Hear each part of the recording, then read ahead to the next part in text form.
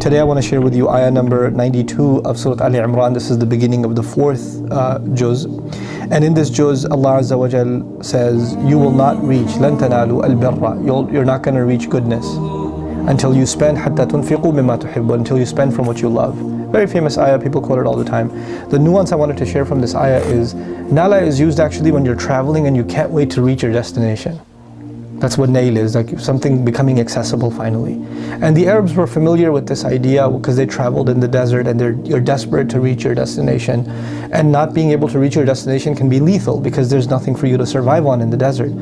The same is true of a sea voyage, right? When you're traveling in the sea and you're lost or you can't find the land that you're supposed to reach, obviously the supplies you have to get by, water especially, drinkable water, is very limited. So you have to reach in a particular time in order for you to survive.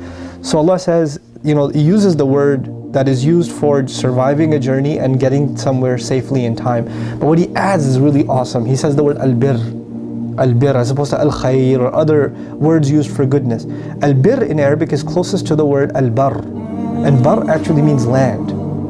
So when you hear nal, then you immediately think bar. You're not going to reach land, right? But Allah says you're not going to reach goodness.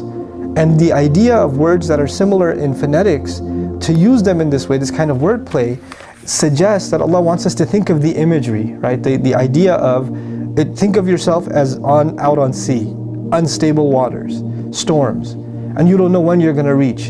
And you finally reach the island where you're safe. And what is that safe island called? Al-birr. Al-bar and al-birr are similar. Reaching land is like reaching goodness. Oh, it's good, stability. Being in sin and being in a time in your life which is not good is like being out at sea. You're living in a turbulent lifestyle. So you will not reach that safe land حَتَّى تُنْفِقُوا مِمَّا تُحِبُّونَ. Can you imagine a boat that's leaking, or it's too heavy, or it's taken on too much of a load? What do you have to do for the ship to survive? You have to drop the excess, don't you? In order for you to survive? Allah says you will not reach land, in this case goodness, until you spend from what you love. You might have to drop things off this ship that you love. And Allah says you'll have to spend things that you love. And it doesn't just mean giving sadaqah to the masjid.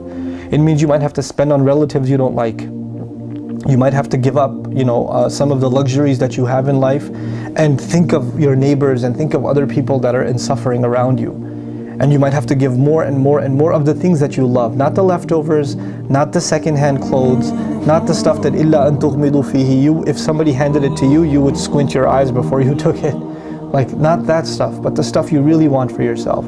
Eid is going to come soon. You're going to go shopping. When you go shopping and you buy that shirt and those clothes or that jewelry or whatever you get for yourself or for a cousin, get the same kind of thing that you would have loved for yourself to give in sadaqah. To give in sadaqah. That is real birr.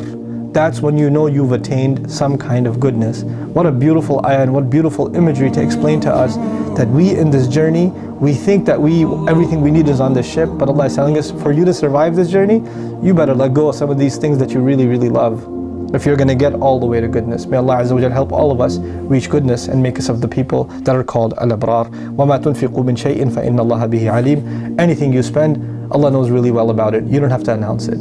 Allah knows what you spent. So keep it as a secret between you and Allah, and don't post on Facebook, after listening to this lecture, I donated my favorite shirt or whatever.